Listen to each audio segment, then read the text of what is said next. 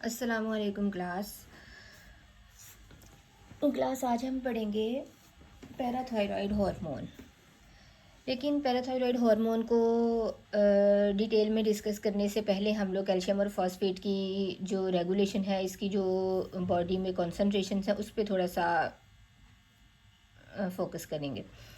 अच्छा, तो उसको करना क्यों ज़रूरी है? क्योंकि पैराथायरॉयड हार्मोन का काम ही यही है कि इसने बॉडी में कैल्शियम और फॉस्फेट की जो कॉन्सेंट्रेशन है एक्स्ट्रा सेलुलर फ्लूइड में, वो कंट्रोल करनी है। ठीक है, उनको मैनेज करके रखना है। तो फिर इसका मतलब है हमें पहले पता होना चाहिए कि कैल्शियम का क्या काम है, बॉडी में क्यों ज़रूरी है। ठीक है, और किस तरह से ये इसकी क्या इसका कंटेंट है एक्स्ट्रा सेलुलर फ्लूइड में एंड प्लाज्मा में। तो उसको पहले हम देखेंगे। तो हम पढ़ेंगे कि physiology of calcium and phosphate metabolism.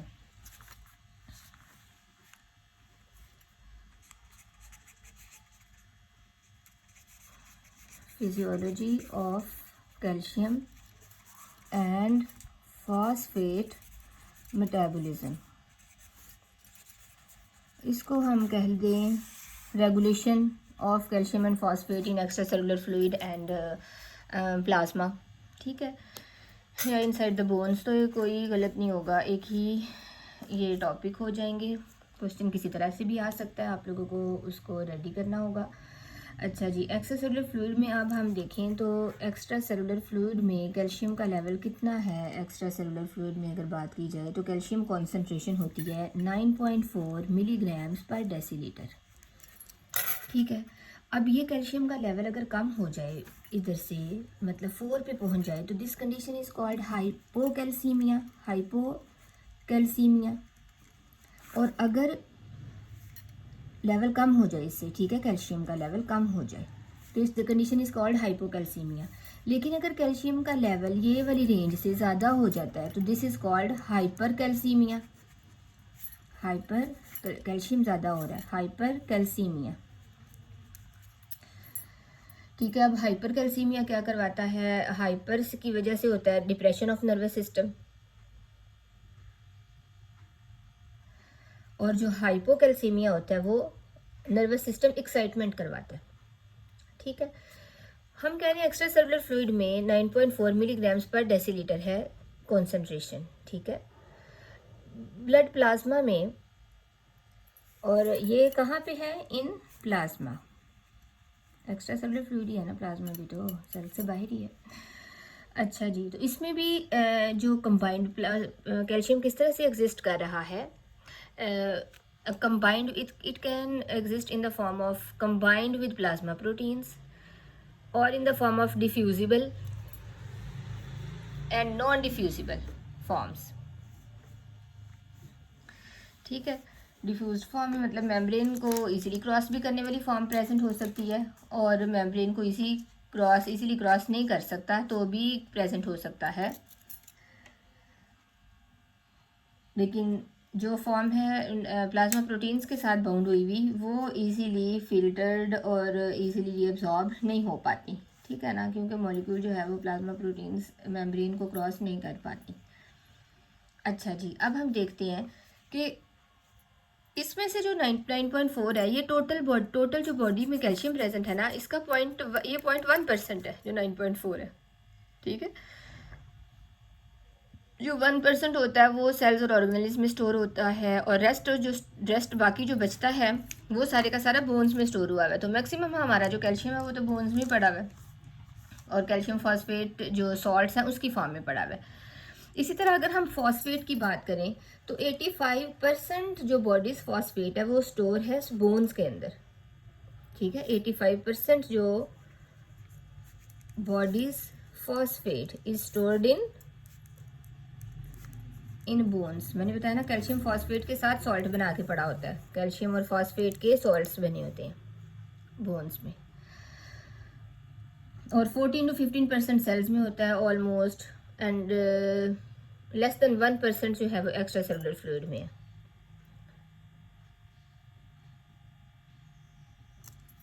और जब एक्स्ट्रा सेलुलर फ्लूइड में बात की जाएगी तो इनऑर्गेनिक फॉस्फेट जो है वो प्लाज्मा में प्रेजेंट है। ठीक है क्लास, इन 2 फॉर्म्स, 2 फॉर्म्स हैं उसकी। एक तो हाइड्रोजन फॉस्फेट की फॉर्म में प्रेजेंट है, कैल्शियम तो कैल्शियम की फॉर्म में है ना, या प्लाज्मा प्रोटीन के साथ बाइंड हुआ है, जैसे मैंने अभी आपको बताया प्लाज्मा में प्लाज्मा प्रोटीन्स के साथ बाइंड हो सकता है, प्रोटीन्स के साथ कंबाइन हुआ मतलब प्लस, या फिर डिफ्यूजिबल फॉर्म है, डिफ्यूजिबल अनआयोनाइज्ड और डिफ्यूजिबल आयोनाइज्ड फॉर्म में प्रेजेंट होता है। तो जो फॉस्फेट है ना वो हाइड्रोजन फॉस्फेट की प्रेजेंस में की फॉर्म में है और डाई हाइड्रोजन फॉस्फेट की फॉर्म में है, -1 होता है इसका, और ये होता है HPO4-2 होता है, ऐसे ही है ना। तो जब भी इसकी कॉन्सेंट्रेशन कितनी है, almost if I am not wrong तो 1.05 मिलीमोल्स पर लीटर, और डाई हाइड्रोजन फॉस्फेट की होती है 0.26 मिलीमोल्स पर लीटर, ठीक है। अब जब यहाँ पे डाई हाइड्रोजन फॉस्फेट की कॉन्सेंट्रेशन राइज कर जाती है ना बॉडी में बहुत ज़्यादा, मैंने आपको बताया था एसिडोसिस में भी ऐसा ही होता है, तो बॉडी की जो पीएच है वो एसिडिक की तरफ जाना शुरू हो जाती है, ठीक है। Body extracellular fluid become more acidic जब ये ज़्यादा राइज कर जाते हैं, तो इसलिए इनकी रेगुलेशन को कंट्रोल्ड मैनर में रखना बहुत ज़रूरी है। उसके बाद है जी non bone physiologic effects.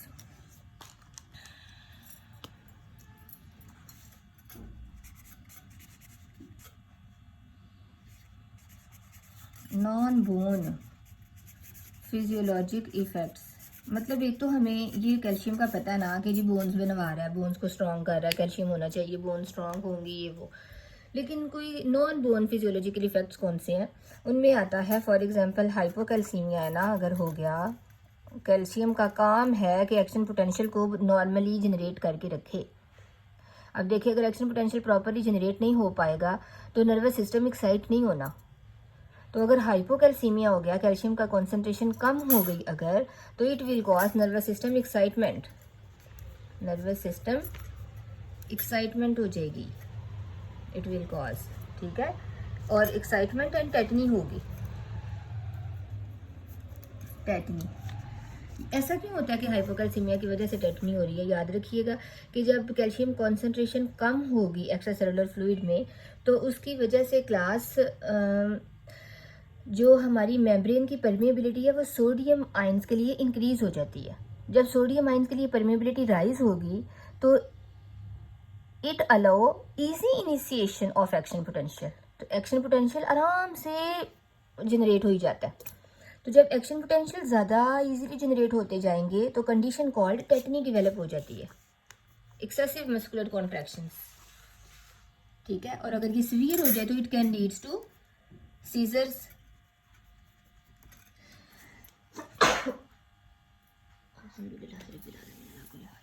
Sorry, तो इट विल कॉज सीजर्स अगर टेटनी सीवियर हो जाए। अच्छा, अब टेटनी कब होती है, जब एक्स्ट्रासेलुलर फ्लूइड की कॉन्सेंट्रेशन, ये देखें यहाँ पे थी ना 9.4 हमने पढ़ा, तो ये 4 मिलीग्राम पर डेसीलीटर तक डिक्रीज कर जाए तो इसका मतलब है अब टेटनिक कॉन्ट्रैक्शन स्टार्ट हो जाएंगी। बहुत दफ़ा आपने देखा होगा कार्पोपेडल स्पैज्म होते हैं जिसमें जो हैंड्स होते हैं इस तरह करके, इस तरह मतलब वो मुड़ जाता है हाथ, तो उससे क्या होता है हाथ मतलब मुड़ जाएगा, मतलब ओपन नहीं हो पाएगा, तो ये क्या होती हैं हाइपोकैल्सीमिक टेटनी होती है, ठीक है। और इसको हम बोल देते हैं कार्पोपेडल स्पैज्म, क्या बोलते हैं, कार्पोपेडल स्पैज्म,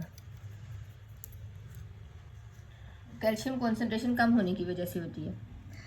इसके अलावा अगर देखा जाए तो कैल्शियम कॉन्सेंट्रेशन हमें चाहिए कि इसमें ब्लड क्लॉटिंग करवाने के लिए, कैल्शियम चाहिए हार्ट की डायलेशंस के लिए, हार्ट की फंक्शनिंग के लिए हमें कैल्शियम चाहिए। तो जब हाइपोकैल्सीमिया होता है तो मार्क्ड डायलेशन हो जाती है हार्ट की, मार्क्ड डायलेशन ऑफ हार्ट, और impaired blood clotting, blood clotting भी प्रॉपर नहीं हो पाएगी, इम्पेयर्ड ब्लड क्लॉटिंग। ये तो थे हाइपोकैल्सीमिया के इफेक्ट्स। अब अगर हाइपर कैल्सीमिया है, हाइपर कैल्सीमिया। बच्चों इन्हीं को आपने लिखना है। फॉर एग्जांपल आपको अगर पूछा जाए ना पैराथायरॉयड की जो पैथोफिजियोलॉजी पढ़ेंगे, वो जाहिर सी बात है जब पैराथायरॉयड हार्मोन एक्सेस में होगा या अगर हाइपो कंडीशन में होगा, हाइपर हो या हाइपर एक्टिविटी हो जाए पैराथायरॉयड की, तो वो दोनों जो है वो हाइपोकैल्सीमिया करवा रही होगी एक दफ़ा, और एक जो कंडीशन है वो हाइपर कैल्सीमिया करवा रही होगी।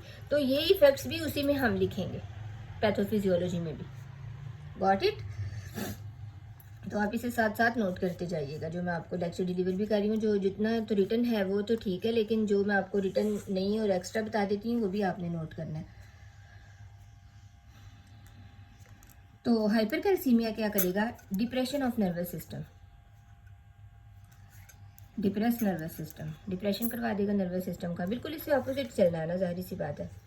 और मसल एक्टिविटी भी इंक्रीज, मसल एक्टिविटी भी प्रॉपर नहीं होगी, भी इफेक्ट होगी। ठीक है, अच्छा जी। उसके बाद क्या है हमारे पास के क्यूटी इंटरवल भी डिक्रीज हो जाएगा।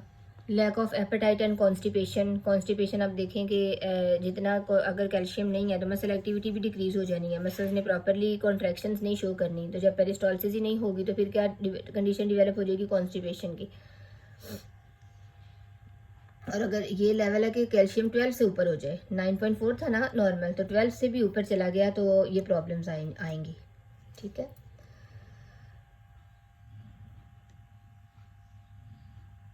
अच्छा जी। ओके क्लास, नेक्स्ट है हमारे पास absorption and excretion of calcium and phosphate. Absorption कैसे हो रही है और ये एक्सक्रीशन कैसे हो रही है कैल्शियम की और फॉस्फेट की? अच्छा जी, इसको देख लेते हैं ज़रा हम। क्या मैंने आपको बताया? Absorption and excretion of calcium and phosphate, sorry, absorption and excretion of calcium and phosphate.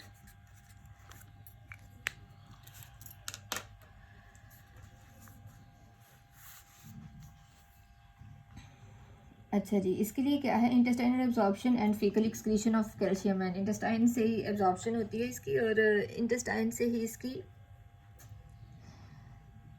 Faecal जो एक्सक्रीशन है वो भी है, और इंटेस्टाइन से एब्जॉर्प्शन भी हो पाती है। होता क्या है इसमें देखिए, अब हमारे पास है जी सबसे पहले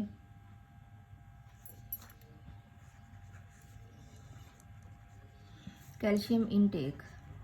कैल्शियम इनटेक हम करते हैं अगर 1000 milligram per day, it is in 1 litre of the milk. ठीक है, अगर 1 लीटर मिल्क कंज्यूम करते हैं, 1000 mg कंज्यूम करते हैं, तो 1000 mg पर डे कैल्शियम हमारी बॉडी में आएगा।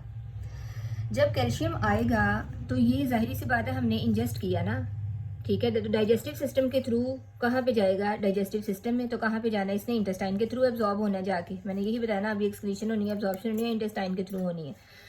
तो इंटेस्टाइन में जाएगा तो यहाँ पे जाके इसने क्या करना है? इंटेस्टाइन से होगी इसकी एब्जॉर्प्शन। तो एब्जॉर्प्शन होके कहाँ पे जाना है? सिंपल सी बात है, इसने बॉडी में जाना है ना, एक्स्ट्रा सेलुलर फ्लूइड में चले जी। तो यहाँ से चले जाएगा एक्स्ट्रा सेलुलर फ्लूइड में। ठीक है, लेकिन क्या होता है कि जितनी इंटेस्टाइन में जितने भी गैस्ट्रिक जूसेस हैं और म्यूकोजल सेल्स होते हैं, स्लॉड ऑफ म्यूकोजल सेल्स, वो क्या कर रहे होते हैं? कैल्शियम को सिक्रीट कर रहे होते हैं। मतलब वो क्या होती है? सिक्रीशन।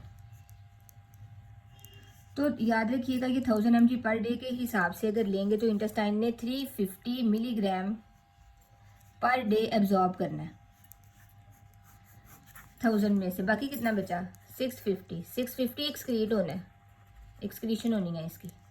ठीक है, और जो मैंने आपको बताया कि इंटेस्टाइनल म्यूकोजा के अंदर जूसेस हैं गैस्ट्रिक और स्लॉड ऑफ म्यूकोजल सेल्स होती हैं कुछ, तो उनमें भी कैल्शियम कॉन्सेंट्रेशन होती है, वो भी रिलीज हो रहे होते हैं। ठीक है, तो वो मतलब वो डाइजेस्टिव जो सिक्रीशंस हैं फीसिस में जाके, मतलब फीसिस में वो जाके पोर हो रहे हैं और वहाँ पे उसको हम बोलते हैं सिक्रीशन हो रही है, डाइजेस्टिव सिक्रीशंस, उसमें कैल्शियम रिलीज हो रहा है। तो वो जाहिर सी बात है कहाँ पे जाएगा?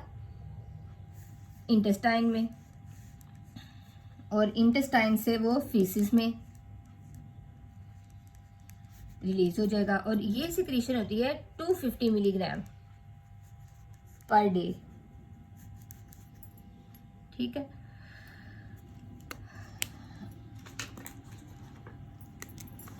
ये आपने इसका थोड़ा सा मेटाबॉलिज्म जो है ना समझना है। दिया एक्स्ट्रासेलुलर फ्लूइड में और इंटेस्टाइन ने दिया ना इसको एब्जॉर्ब करवा के, लेकिन इंटेस्टाइनल जो सिक्रीशन से जो वापस फीसिस में जा रहा है वो भी है 250 मिलीग्राम पर डे। अब यहाँ पे कितना था 650 जो एक्सक्रीशन में जा रहा था, और ये 250, इसको प्लस कर लेना इसके साथ, तो कितना बना 650। तो ये वाला था ना जो इंजेस्ट किया हुआ था, लेकिन इंटेस्टाइन बॉडी से ही खुद एक्सक्रीट भी हो रहा है 250 मिलीग्राम। तो 250 प्लस 650 कितना हो गया 900 मिलीग्राम। तो इसका मतलब है फीसिस में कितना जा रहा है टोटल पर डे का 900 मिलीग्राम पर डे फीसिस में कैल्शियम एक्सक्रीट आउट हो रहा है। 90% ऑफ द कैल्शियम जो है वो एक्सक्रीट आउट होता जा रहा है। अच्छा, अब जितना हमारे पास एक्स्ट्रा सेलुलर फ्लूइड में कैल्शियम आया, वहां से कहाँ पे जाना है, एक्स्ट्रा सेलुलर फ्लूइड से कहाँ पे जाना है, सेल्स में चला जाएगा। कुछ सेल्स ने भी तो कुछ काम करने होते हैं ना, सेल्स के पास जाएगा भी और वहां से वापस भी एक्स्ट्रा सेलुलर फ्लूइड में आ सकता है, ठीक है। एक्स्ट्रा सेलुलर फ्लूइड से ही अब सारे का सारा जब पूरी बॉडी में पास होना था, तो यहां से ही कहाँ पे जाना है इसने, किडनी में, ठीक है। तो किडनी में भी दो काम हो सकते हैं। वेट, एक तो हो सकता है कि किडनी जो है वो फिल्ट्रेशन करवा रही है। क्या करवा रही है, फिल्ट्रेशन, इसको यूं बता देते हैं फिल्ट्रेशन। और एक तरफ क्या करेगी किडनी, रीएब्जॉर्प्शन। ये क्या हो रही है, रीएब्जॉर्प्शन। जब किडनी फिल्ट्रेशन करवाएगी तो यहाँ पे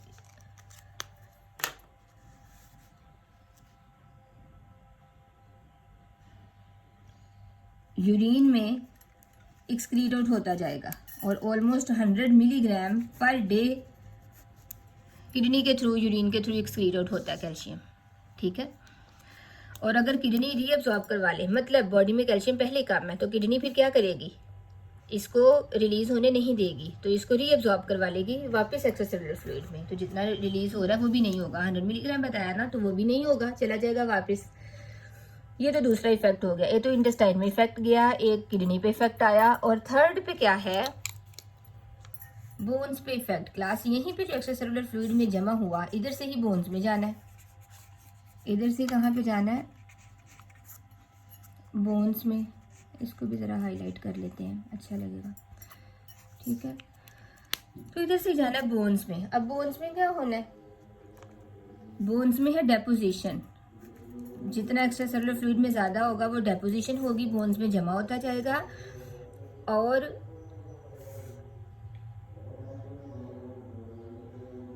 अगर बॉडी में एक्स्ट्रा सेलुलर फ्लूइड में कम हो गया कैल्शियम लेवल, तो फिर बोन्स अपना जो है कैल्शियम बोन्स में एक्स्ट्रा सेलुलर फ्लूइड में देती जाएंगी, मतलब बोन से निकल के एक्स्ट्रा सेलुलर फ्लूइड में आएगा। This is called resorption. Class अजान हो रही है, अजान के बाद कंटिन्यू करते हैं, ठीक है।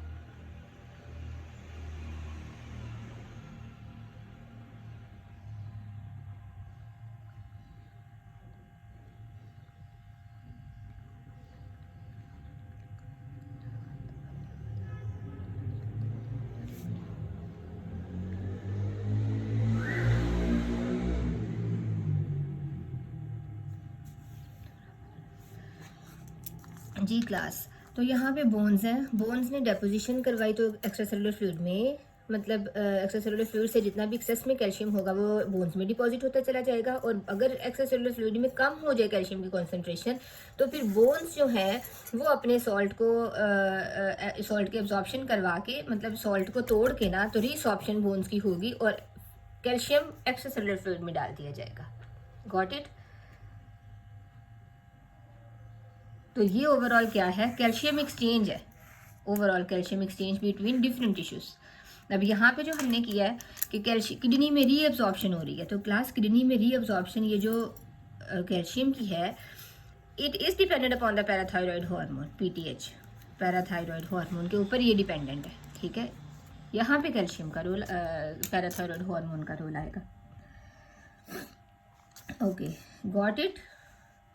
Next is bone and its relation to extracellular calcium and phosphate।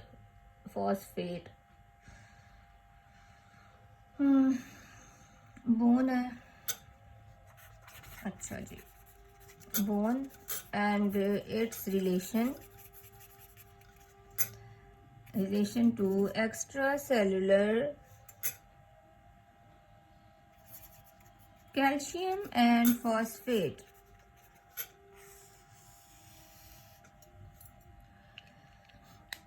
अब हम अगर देखें तो हमारे पास जो बोन्स हैं क्लास, मतलब बोन ने अगर बनना है, इधर मैंने आपको बताया है ना कि एक्स्ट्रा सेलुलर फ्लूइड से जितना कैल्शियम ज़्यादा होगा वो बोन्स में जाएगा, तो बोन्स को बनाएगा जाके, मतलब डिपोजिशन करवानी है ना, बोन डिपॉजिट होगी, जितना कैल्शियम सॉल्ट्स ज़्यादा जाएंगे उतनी बोन ज़्यादा स्ट्रॉन्ग बनेंगी, बोन की डेपोजिशन होगी, इस प्रोसेस को बोलते हैं। तो बोन की कंपोजिशन क्या है? ठीक है, यहाँ पे हम देखते हैं बोन कंपोजिशन। बोन कंपोजिशन, तो बोन की कंपोजिशन में आता है जी क्लास, इसमें दो चीज़ें होती हैं, कौन कौन सी? ऑर्गेनिक मैट्रिक्स है, और दूसरा होते हैं बोन सॉल्ट्स। एवरेज जो कॉम्पैक्ट बोन होती है उसमें 30% बोन मैट्रिक्स है, ठीक है, और बाकी जो 70% हैं वो सॉल्ट्स होते हैं। और बोन सॉल्ट्स में आते हैं, बोन सॉल्ट्स होते हैं of calcium and phosphate, calcium और फॉस्फेट के। ठीक है, मेजर क्रिस्टलाइन सॉल्ट है, कैल्शियम और फॉस्फेट को ही मिला के एक बहुत बड़ा मेजर सॉल्ट बनता है, मेजर क्रिस्टलाइन सॉल्ट होता है, क्रिस्टलाइन सॉल्ट, जिसको हम बोलते हैं हाइड्रोक्सी एपेटाइट,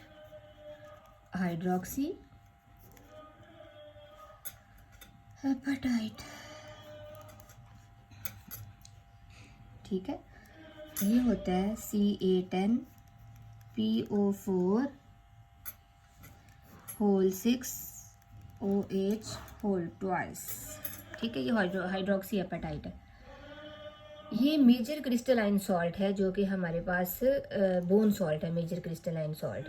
ये प्रोवाइड कंप्रेशनल स्ट्रेंथ, जितने भी हमारे सॉल्ट्स हैं ना, जैसे ये मेजर क्रिस्टलाइन सॉल्ट है तो it cause compressional strength, it causes compressional strength. ठीक है, उसके अलावा अगर हम देखें तो हमारे पास मैग्नीशियम है, पोटेशियम है, कैल्शियम है, सॉरी मैग्नीशियम 2+ होता है ना, सोडियम आइंस, पोटेशियम आइंस, और कार्बोनेट आइंस भी हैं, कार्बोनेट आइंस भी प्रेजेंट है।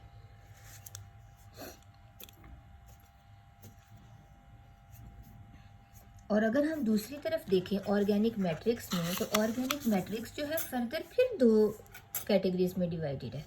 इसमें होते हैं 90 to 95% कोलेजन फाइबर्स, ये बहुत ज़रूरी है। ये टेंसाइल स्ट्रेंथ देते हैं, जिस तरह सॉल्ट्स ने दी कंप्रेशनल स्ट्रेंथ, कोलेजन फाइबर्स ने दी टेंसाइल स्ट्रेंथ, इस तरह से बोन ओवरऑल कॉम्पैक्ट बनती हैं, बोन स्ट्रॉन्ग बनती हैं। Got it? और दूसरा होता है इसमें ग्राउंड सब्सटेंस, ग्राउंड सब्सटेंस में क्या है, जेलेटिनस मीडियम है ग्राउंड सब्सटेंस जो है, और इसमें होती हैं एक्स्ट्रा सेलुलर फ्लूइड प्लस प्रोटियोग्लाइकेन्स। प्रोटियोग्लाइकेन्स है। प्रोटियोग्लाइकेन्स में मेन आती हैं हमारे पास दो, कौन सी, कॉन्ड्राइटन सल्फेट, कॉन्ड्राइटन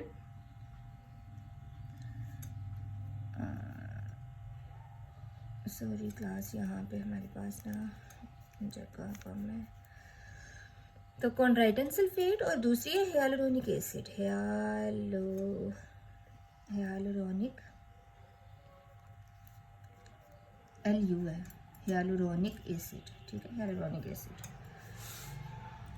और अब जब हम टोटल देखते हैं कि ये सारे proteoglycan, salts, extracellular fluid, proteoglycan, और ये जो हमारे पास सब्सटेंसेस है कॉन्ड्राइटन सल्फेट, हियालुरोनिक एसिड और कोलेजन फाइबर्स हैं, ओवरऑल बोनी स्ट्रेंथ प्रोवाइड करते हैं। बोन्स इतनी स्ट्रांग होती हैं ना, तो बोनी स्ट्रेंथ इनकी वजह से आती है, ठीक है। Got it? क्लास आपका कोई भी क्वेश्चन होगा आपने राइट डाउन करना उसे, और आपने उसे जब भी हमारी क्लास स्टार्ट होती है, इंशाल्लाह कॉलेज ओपन होते हैं, तो उसमें हम डिस्कस करेंगे।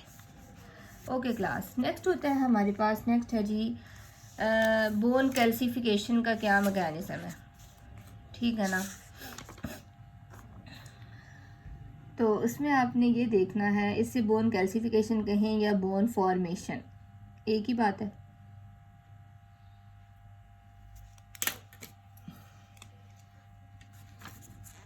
क्या है नेक्स्ट इस, अब आप देख रहे होंगे हम इसमें बोन्स ही पढ़ने शुरू हो गए हैं। मैकेनिज्म ऑफ, क्वेश्चन कहीं से भी आ सकता है ना, इसलिए इसकी सारी फिजियोलॉजी में सारा कुछ इंक्लूड है। Mechanism of bone calcification, even मैं आपको सिर्फ हार्मोन भी करवा देती हूँ, उसके इफेक्ट्स तो 2-4 थे, इसके 2 ही हैं बस इसके मेन इफेक्ट्स। हार्मोन वो छोटा सा है, लेकिन पीछे इसकी जो बेस है वो बहुत लंबी है, जिसमें कैल्शियम और फॉस्फेट मेटाबॉलिज्म जो करवा रही हूँ ये सारा उसी में आता है, ठीक है।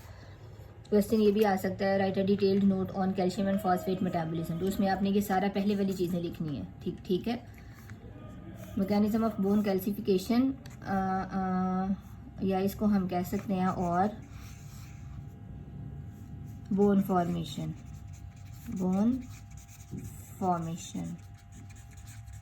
ये नहीं, बोन किस तरह बनती है।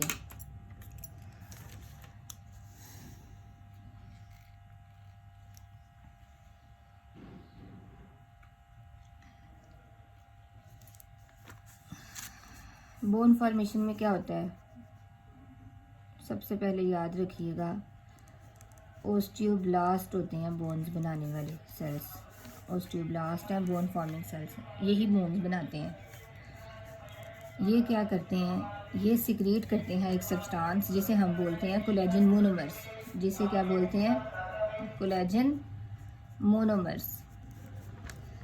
कोलेजन मोनोमर्स और प्रोटियोग्लाइकेन जो फिलामेंट्स हैं, ग्राउंड सब्सटेंस हैं, ये रिलीज होता है, प्लस प्रोटियोग्लाइकेन,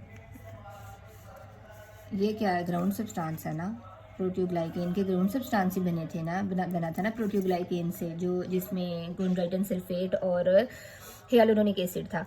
तो जो हमारे ओस्टियोब्लास्ट हैं वो सिक्रीट कराते हैं collagen monomers. Collagen monomers class फिर कंबाइन होके क्या बनाती हैं, कोलेजन फाइबर्स, पॉलीमराइजेशन हो जाती है इनकी, पॉलीमराइजेशन, तो क्या बनवाएंगे, कोलेजन फाइबर्स बनेंगे, कोलेजन फाइबर्स। कोलेजन फाइबर्स फिर क्या प्रोवाइड करना है उन्होंने, टेंसाइल स्ट्रेंथ, ऐसे ही है। तो इसको हम क्या बोलते हैं,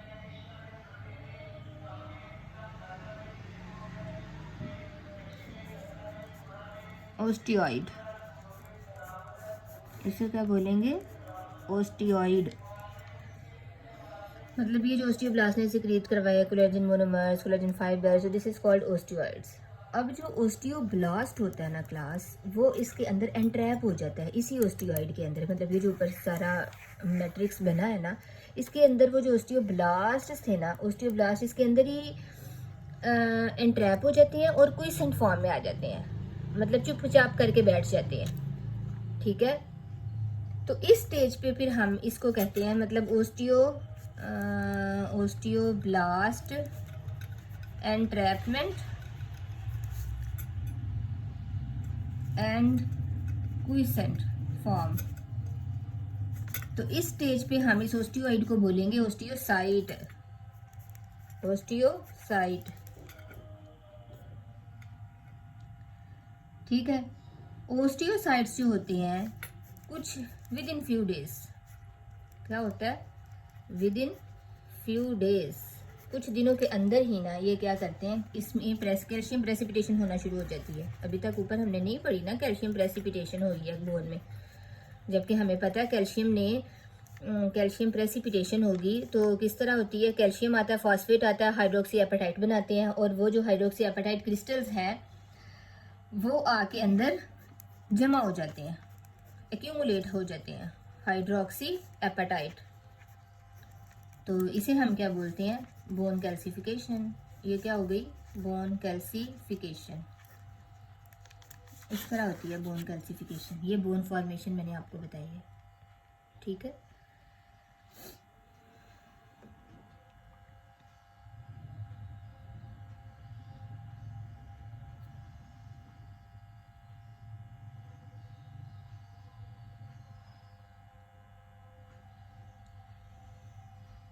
अब आपको पता है कि जितना भी बोन में कैल्शियम स्टोर हो जाए, कैल्शियम जितना स्टोर हुआ होता है वो तो कुछ होता है कि परमानेंटली जो है वो अंदर एक्यूमुलेट हो जाता है बोन्स के अंदर, लेकिन कुछ कैल्शियम बोन्स में भी डिफ्यूजिबल होता है। जब भी एक्स्ट्रा सेलुलर फ्लूइड को ज़रूरत पड़ती है वहाँ पे बॉडी में कम हुआ तो बोन्स वो डिफ्यूजिबल वाला कैल्शियम को निकाल के एक्स्ट्रा सेलुलर फ्लूइड को दे देती हैं, तो उनकी जो डिमांड है वो पूरी हो जाती है। तो इस तरह से जो डिफ्यूजिबल कैल्शियम है वो एक बफरिंग सिस्टम प्रोवाइड कर रहा है। बफर क्या होता है, मेंटेन, मतलब नॉर्मलाइज रखना। तो वो बफरिंग सिस्टम प्रोवाइड करता है कि कैल्शियम के लेवल को नॉर्मलाइज रखा जाए, क्योंकि 9.4 से अगर 12 भी हो गया तो मसला है, 9.4 से अगर 6.5 भी हो गया तो भी बहुत बड़ा इशू है, ठीक है। नर्वस सिस्टम से रिलेटेड इसके सारे इफेक्ट्स हैं।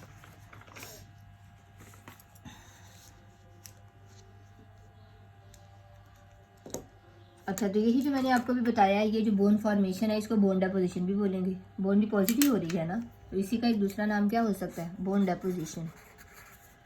Bone deposition, calcification, bone formation या बोन डेपोजिशन, एक ही बात है। नेक्स्ट क्लास देखते हैं कि अगर हमारे पास ना क्या होगा भाई, बोन रिसॉर्प्शन।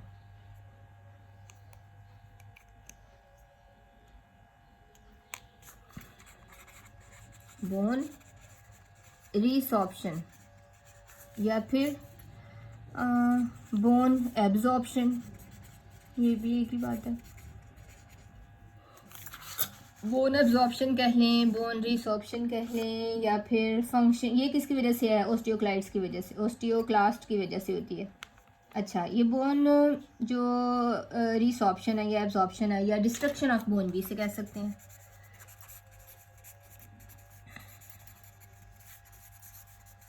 बोन क्या हो रही है भाई, डिस्ट्रॉय हो रही है ना, ठीक है।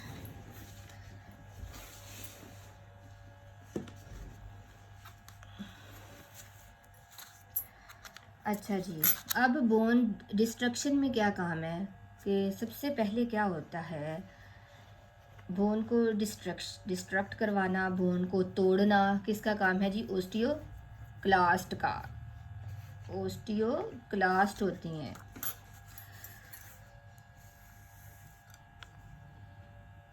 इसलिए पहले आप ना ये स्ट्रक्चर बना लीजिएगा।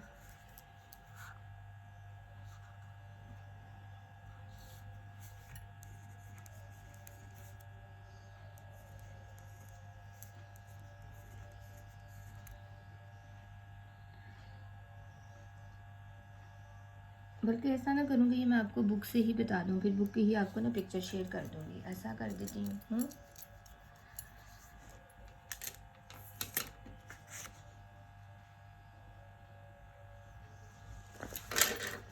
ये देखें हमारे पास है यहाँ पे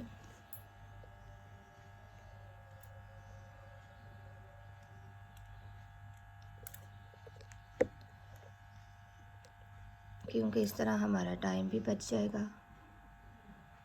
और आप लोगों को समझ भी आ जाएगा। इसी के ऊपर पूरी डिस्क्रिप्शन लिखी हुई है क्लास। आपको मैं सेंड ना भी करूँ तो आप इसी का स्क्रीनशॉट लेंगे वीडियो में और आप लोग क्या करेंगे, इसको अपने पास ड्रॉ करेंगे नोटबुक पे और आप लोगों ने इसको फिर समझ लेना है। जिस तरह मैं बता रही हूँ आपने बिल्कुल वैसे ही बना लेना है।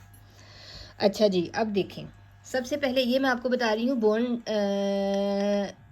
बोन रिसॉर्प्शन, यही हमने टॉपिक मेंशन किया ना ऊपर, बोन रिसॉर्प्शन क्या होता है। सबसे पहले प्री ओस्टियोक्लास्ट होते हैं, प्री ओस्टियोक्लास्ट कन्वर्ट होती हैं ओस्टियोक्लास्ट में, ये हैं ओस्टियोक्लास्ट, ठीक है। ओस्टियोक्लास्ट जो हैं वो आके किसके ऊपर, ये बोन के ऊपर आके लग जाते हैं। ये क्या है हमारा, ये हमारी मैच्योर बोन थी, मैट्रिक्स था ये, ठीक है। ये हमारी बनी हुई कैल्सिफाइड बोन थी ये वाली, ये अंदर ओस्टियोसाइट्स हैं ये वाले जो आपको नज़र आ रहे हैं ये, और अंदर कोलेजन फाइबर्स भी हैं सारे, ये बोन कंप्लीट बनी हुई थी। लेकिन अब हमने क्या करवाना है, बोन डेपोजिशन बोन डिस्ट्रक्शन करवानी है, बोन रिसॉर्प्शन करवानी है। तो ओस्टियोक्लास्ट जो है आके इस मेम्ब्रेन के साथ अटैच होंगे। जब ये मेम्ब्रेन के साथ अटैच होंगे तो आपको नज़र आ रहा है इनके अंदर लाइसोसोम्स हैं और एसिड कंटेनिंग वेसिकल्स हैं, ये वाले एसिड सिक्रीशंस होती हैं इनके अंदर, एसिड सिक्रीट करते हैं जो वो होते हैं सिट्रिक एसिड और लैक्टिक एसिड। तो लाइसोसोम के अंदर जो हैं वो प्रोटियोलिटिक एंजाइम्स प्रेजेंट है। लाइसोसोम के अंदर प्रोटियोलिटिक एंजाइम्स यहाँ पे जब आके ये रफल्ड बॉर्डर बना देता है इसके साथ, ये देखें, sending out villous like projections, ये विलस लाइक प्रोजेक्शंस हैं टुवर्ड द बोन, बोन की तरफ भेज रहा है ये जो ओस्टियोक्लास्ट है, फॉर्मिंग अ रफल्ड बॉर्डर, उसने रफल्ड बॉर्डर ये इस तरह का बना दिया, इसको बोलते हैं रफल्ड बॉर्डर, ठीक है, बोन के साथ। अब होता क्या है हमारे पास कि ये प्रोसेस शुरू कैसे हुआ, ठीक है। यहाँ पे हमारे पास होता है पैराथायरॉयड हार्मोन, जो हमने पढ़ना है अभी, मैंने आपको बताया ना, अगर उसी के इफेक्ट में ये चीज़ें भी आती हैं। पैराथायरॉयड हार्मोन क्या करता है, ओस्टियोक्लास्ट को एक्टिवेट करवाता है। पैराथायरॉयड हार्मोन अपने ये ओस्टियोब्लास्ट है, जो बोन होती है ना उसकी सरफेस के ऊपर ओस्टियोब्लास्ट प्रेजेंट होते हैं, ये ओस्टियोब्लास्ट है। ओस्टियोब्लास्ट के ऊपर रिसेप्टर है पैराथायरॉयड हार्मोन का, और विटामिन डी भी इसके ऊपर एक्ट करता है। जब ओस्टियोब्लास्ट के ऊपर ये एक्ट करते हैं तो ये रिलीज़ करवाते हैं एक सब्सटेंस जिसे बोलते हैं ओस्टियोप्रोटीजेरिन लाइगेंड। मैंने इसके ऊपर क्रॉस लगाया हुआ है, वो बाद में बताऊंगी क्यों लगाया है, ठीक है। ओस्टियोप्रोटीजेरिन लाइगेंड रिलीज़ करवाते हैं। ओस्टियोप्रोटीजेरिन लाइगेंड क्या करता है, ओस्टियोक्लास्टिक एक्टिविटी को स्टार्ट करवा देता है, ठीक है। और ये जो ओस्टियोक्लास्ट है ये रफल्ड बॉर्डर बना के बोन की सरफेस के ऊपर आके अटैच हो जाता है। इसने रिलीज़ करवाने हैं, मैं आपको पहले भी बता चुकी हूँ, प्रोटियोलिटिक एंजाइम्स लाइसोसोम से, और साथ में एसिड्स, एसिड में सिट्रिक एसिड, लैक्टिक एसिड है, एसिड कंटेनिंग वेसिकल्स भी है, वो भी इसने यहाँ पे फ्यूज़ करवा के इस एसिड्स भी रिलीज़ करवा दिए। इससे क्या होगा, ये मेम्ब्रेन जो है वो मेम्ब्रेन को खाना शुरू कर देंगे जो बोन की है, ठीक है, इसको डिस्ट्रॉय करना शुरू कर देंगे। उसके बाद क्या होगा हमारे पास, ये जो ओस्टियोब्लास्ट ही होते हैं यही रिलीज़ करवाते हैं फिर ओस्टियोप्रोटीजेरिन, ठीक है, ओस्टियोप्रोटीजेरिन, या इसका दूसरा नाम है, ये मैंने लिखा हुआ साथ में OCIF, शायद आपको नज़र ना आ रहा हो लेकिन मैं आपको बता देती हूँ। OPG का दूसरा नाम है क्लास्टोजेनेसिस इनहिबिटरी फैक्टर, ओस्टियोक्लास्टोजेनेसिस इनहिबिटरी फैक्टर। ये जब बहुत ज़्यादा बोन को डिस्ट्रॉय करना शुरू हो जाते हैं ओस्टियोक्लास्ट, तो फिर ओस्टियोब्लास्ट ही क्या रिलीज़ कराते हैं, OPG, और OPG क्या करता है, इस OPGL को इनहिबिट करवाता है, जाके इसके एक्शन को ख़त्म करता है, ताकि ओस्टियोक्लास्ट जो है वो एक्टिवेट होके बोन की डिस्ट्रक्शन स्टार्ट ना करें। इसी तरह जो हमारे पास जो फीमेल्स में एस्ट्रोजन हार्मोन है वो भी OPG को स्टिमुलेट करवाता है, इस OPG को, ताकि बोन्स जो हैं वो टूटे ना, बोन्स जो हैं वो ओस्टियोप्रोसेस का शिकार ना हो, उसमें से मिनरल्स ना निकलें। जितना ओस्टियोक्लास्ट ज़्यादा एक्टिव होगा उतनी ही बोन की डिस्ट्रक्शन ज़्यादा होगी। Got it. तो जब ये अपना सारा का सारा काम कर लेता है, ये रिलीज़ करवा देता है इंजाइम्स को, यहाँ पे एसिड्स को, तो ये सारे का सारे जो बोन है उसकी डाइजेशन शुरू हो जाती है, उसको खाना शुरू कर देता है, digestion of organic matrix of the bone. जो प्रोटीयोलिटिक एंजाइम्स है, प्रोटीन है ना कोलेजन भी, तो मैट्रिक्स में प्रोटीन प्रेजेंट थी तो उन सारों को खाना शुरू कर देता है। ठीक है, this is all about the bone destruction या बोन रिसॉर्प्शन। क्लास आज के लिए इतना ही करते हैं। It's going to be 40 minutes now. तो ये मैं इतना आप लोगों ने पढ़ना है।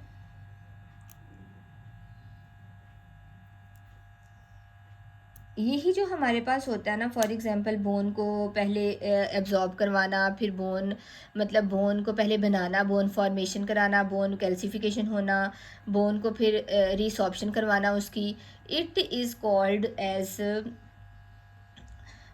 Bone remodelling. इसे बोन रीमॉडलिंग भी कहते हैं। बोन्स नहीं बनती भी रहती हैं और बोन्स जो हैं वो फिर डिस्ट्रॉय भी होती रहती हैं, क्योंकि ऑस्टियोक्लास्ट ने भी अपना काम करते रहना है। ठीक है, तो आज के लिए इतना ही काफ़ी है। नेक्स्ट इसी का पार्ट 2 होगा और उसमें हम थायराइड हार्मोन विटामिन डी के साथ ना पूरा कंप्लीट कर देंगे, लेकिन अभी हमने पैराथायराइड पूरा कंप्लीट नहीं किया। ये पार्ट 1 हुआ और इसके बाद मैं अभी आपको दूसरा भी सेंड करूँगी, तो फिर हमारा कंप्लीट होगा ये parathyroid gland. Got it? Okay, अल्लाह हाफिज़, टेक केयर्स।